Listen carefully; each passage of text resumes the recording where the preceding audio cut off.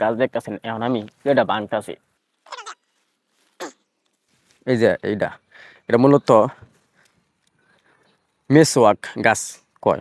এই কারণে কয়, কারণ এটাতে কিন্তু অনেক বেশি মেসোয়াক করা হয় আর প্রাকৃতিক ডাল দেয়া।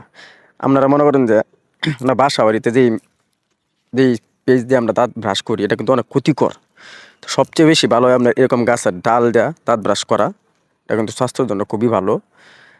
আর আরেকটা গাছের ডাল আছে, এটা হচ্ছে মিম গাছের ডাল, ওটা কিন্তু সেটাও আরও অনেক বেশি ভালো। তবে এটাই যেহেতু কাছে পাওয়া যায়, নিচে হয় এরকম সড়কের সাইডে দিয়ে কিন্তু অনেক বেশি এরকম হয়ে থাকে।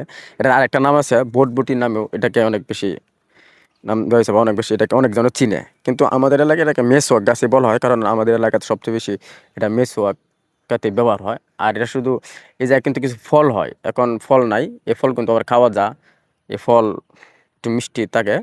এ ফলটার কিন্তু অনেক উপকার আছে, অনেক ধরনের এই জ্বর জন্ডিস এরকম হলে এই ফল খাইলে মোটামুটি এগুলি মানে ঠিক হয় আর কি, আমার জানো। তারপর ডাক্তার পরামর্শ নিলে সবচেয়ে বেশি ভালো হয়। দেখ এটা কিন্তু একটা মেসোয়াক, এরকম করে ভাঙ্গি আমরা একটা সাইজে আনতাম, মানে মিশকটা যেরকম ধরলে আর কি ভালো হয়।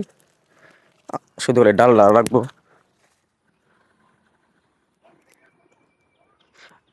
তো হাতে ভাঙলে সমস্যা না, কিন্তু আসলে সাথে একটা থাকলে ভালো হয়, যেরকম দা বডি এরকম হইলে মানে সুন্দর মতন এটা করা যায়। যাই হোক, এই যে সিলা হয়ে গেছে, মাথাটা বাইট করছি, তখন একটু কামড়ে আর কি মানে ফিনিশ করে নিতে হইব, যাতে দাঁতে সমস্যা না হয়।